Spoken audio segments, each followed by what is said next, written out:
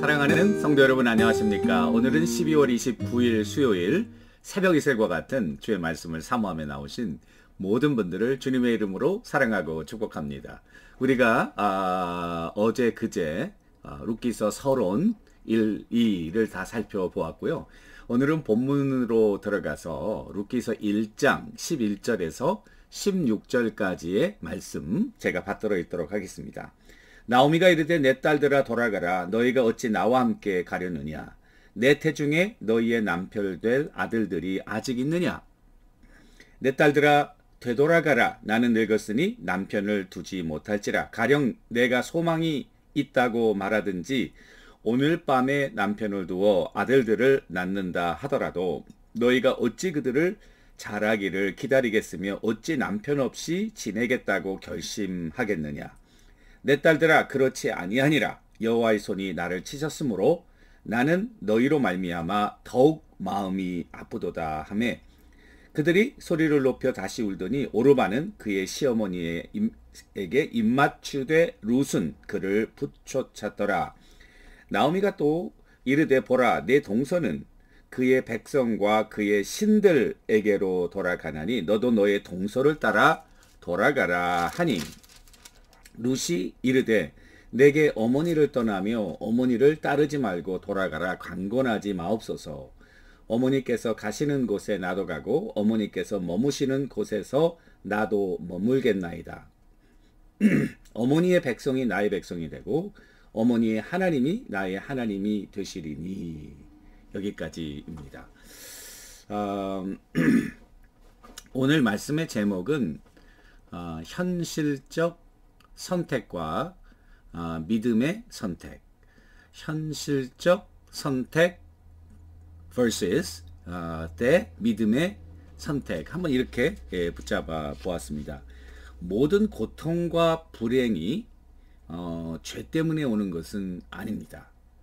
그러니까 우리 과거 유대의 전통적인 생각은 사람이 병이 든다든지 또는 욥기서에서도 우리가 살펴보았지만은 욥이 그렇게 갑자기 큰 고난을 당했을 때 그 세 친구들의 조언의 요점은 뭐냐면은 잘 생각해 보아라. 네가 아무런 잘못 없이 너에게 이런 엄청난 큰 불행이 닥칠 수 없다. 따라서 내가 해야 될 일은 너의 잘못을 생각하고 회개해야 하는 일이다. 이런 요지입니다. 그런데 욥은 하나님도 인정하시는 의인이었고 자신이 하나님 앞에서 그와 같은 엄청난 심판을 받을 만한 일을 한 적이 없었다는 것입니다. 유대 당시 예수님 당시에도 사람이 병이 들면은 그 병이 이 사람이 뭔가를 잘못했다. 그래서 날 때부터 소경된 자가 왔을 때 예수님께 물어보기를 이 사람의 죄입니까? 이 부모의 죄입니까? 이렇게 그 병과 또 불행을 죄와 연결시키는 그런 고대의 생각이 있는데요. 그러나 모든 이 불행과 고통은 꼭 죄로 말미암아서 온다고 이렇게 말할 수 없는 것이죠.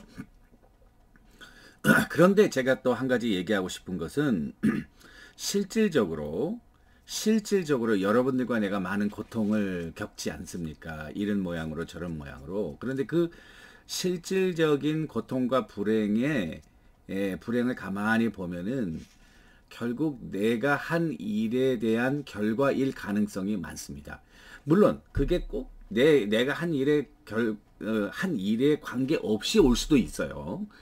그렇지만은 나에게 주어지는 불행과 또는 어려운 고난 또 많은 스트레스 이런 것들을 다 따지고 보면은 내가 그렇게 선택했기 때문에 그 결과로 그런 부담감이라든지 또는 어려운 일들이라든지 불행이 닥치는 경우가 많다는 거죠.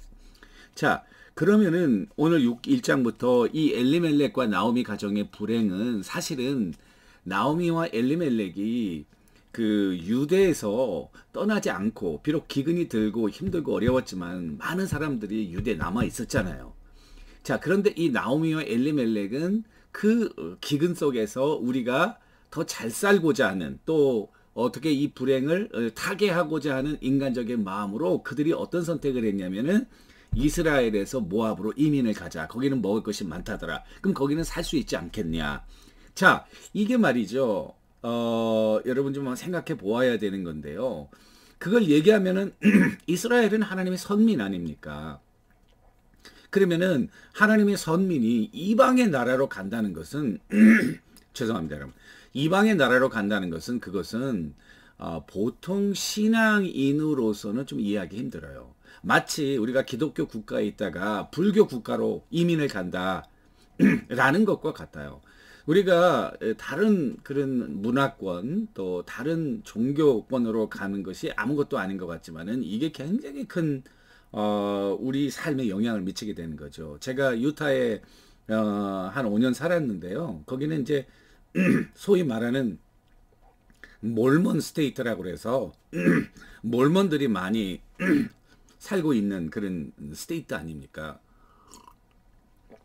그런데 그 사람들이 뭐 저에게 몰몬을 뭐 믿으라 뭐 이런 얘기를 한 사람들은 없어요. 우리는 다 교회를 섬기고 또 하지만은 이 전체적인 environment가 무시 못하겠더라고요. 그러니까 그게 말은 안 하고 자연도 예쁘고 살기도 편하고 다 좋은데 뭔가가 영적으로 굉장히 눌리는 그런 그 영적인 그런 압박감을 제가 받았던 것을 기억하거든요. 그러니까 이게 이 간다는 거 이게 쉬운 결정은 아니라고요. 그리고 거기서 갔기 때문에 이런 오늘의 일들이 벌어진 거라고. 자기도 죽고 아들들도 죽고 그 와이프하고 두 며느리들만 남는. 그래서 결국 나오미가 자기의 신세를 하나님께서 나를 벌하셨다. 나를 나오미라 부르지 말고 마라라 부르라. 나오미라는 것은 아름답다, 기쁘다, beautiful, grace 뭐 이런 의미인데요. 마라라고 하는 것은 쓰다라는 거는 조금 우리가 직선적으로 해석하고 좀 더 리얼하게 해석하면 쓰라리다. 그러니까 이게 마라라는 말과 나오미라는 말은 완전히 반대적인 말이라고. 그러니까 자기가 하나님의 징벌을 받았다는 사실. 근데 그 징벌의 원인은 뭐냐면은 사실은 그것은 자기의 선택이에요. 엘리멜렉이라는 뜻은 여호와는 나의 왕이시다. Jehovah is my king 이라는 뜻인데요.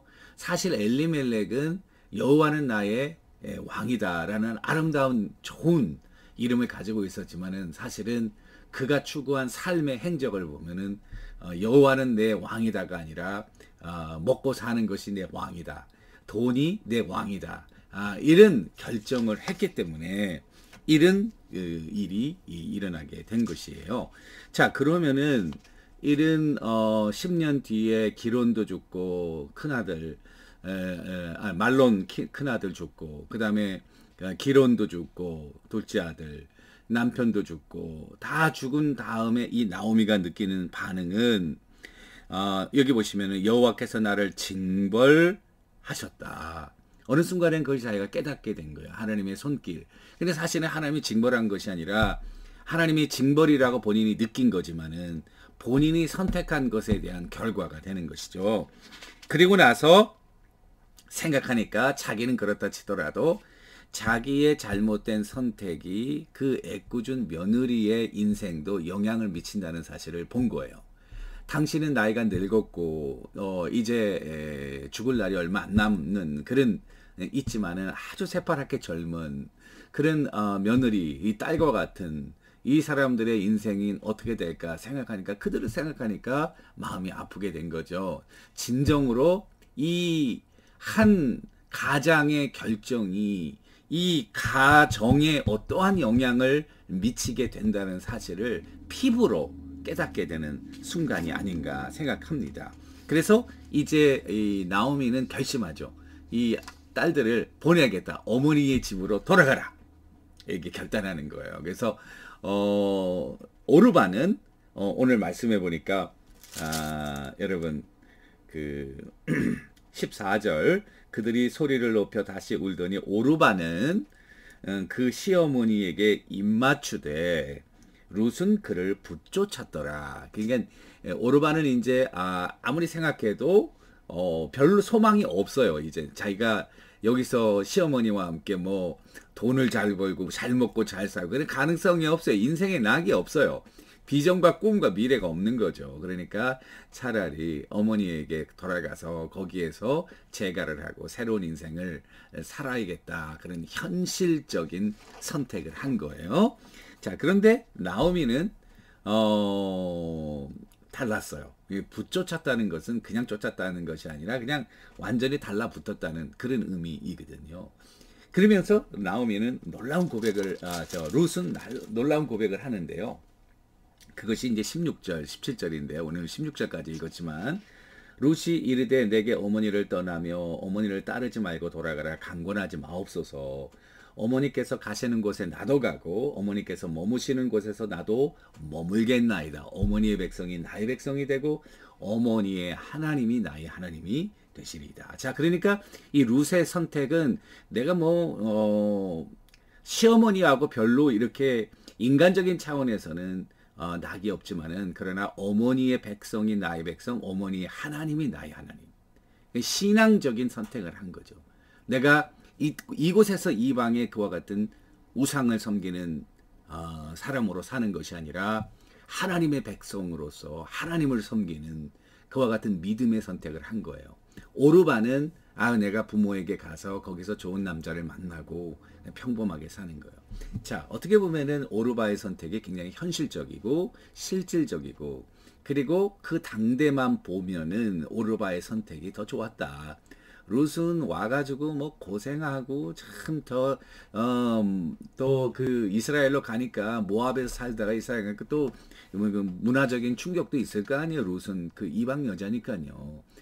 이스라엘은 이방 남자도 사람 취급 안 하는데요. 이방 여인은 존재감이 없는 거죠. 그러니까 어떻게 보면은 불구덩이로 뛰어드는 인생의 막다른 골목으로 본인이 선택하는 그런 선택인 것처럼 보였을 것입니다. 자, 그러나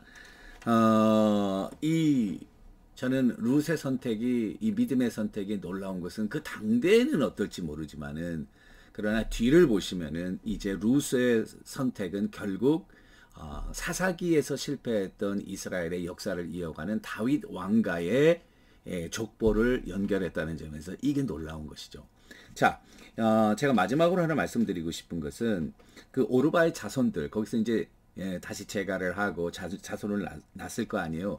랍비들이 이거를 어떻게 해석하냐면은 유대의 그 랍비들은 골리앗 있죠. 골리앗을 오르바의 네 자손 사무엘하 22장 22절 가드 출신의 네 거인들이 나오는데요. 다윗에 의해 죽임을 당한 자손들인데요. 이 자손들이 바로 오르바의 자손이라는 그런 해석을 하고 있습니다.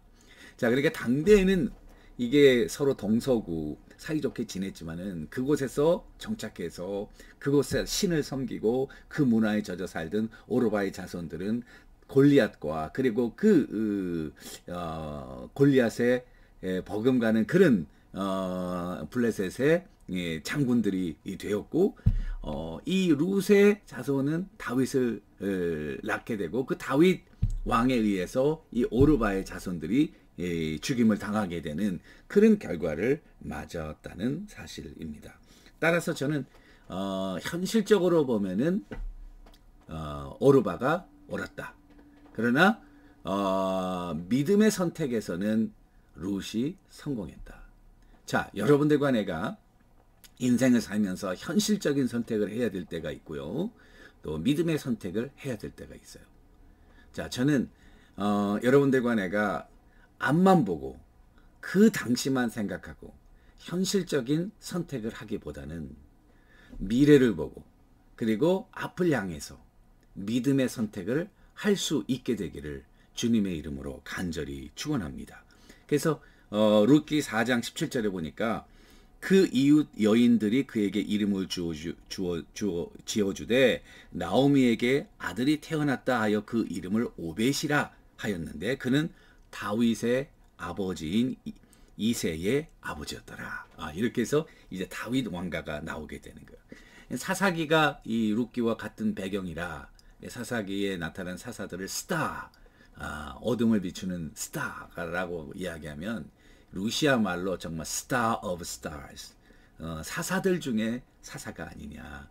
어두운 시절을 비춘 그런 사사라 이렇게 볼 수 있겠고, 마태복음 1장 5절 신약에 보니까 살모는 라합에게서 보아스를 낳고, 보아스는 루색에서 오벳을 낳고, 오벳은 이새를 낳고, 이새는 다윗 왕을 낳으니라. 자, 그래서 이 룻의 선택은 하나님이 인정하시고, 그리고 하나님이 기뻐하시고, 온 인류를 구원할 메시아의 표상이 되는 다윗 왕을 배출한 명문의, 믿음의 명문의 가문이 되었다. 그와 같은 선택을 여러분들과 내가 믿음으로 날마다 순간마다 할 수 있게 되기를 주님의 이름으로 간절히 축원합니다. 기도하겠습니다. 하나님 아버지, 우리도 현실적인 상황 속에서 믿음에 선택할 수 있는 지혜와 믿음을 허락해 주옵소서. 예수님의 이름으로 기도합니다. 아멘. 여러분, 오늘도 주님과 동행하시는 우리 모두가 되기를 주님의 이름으로 축원합니다. 감사합니다.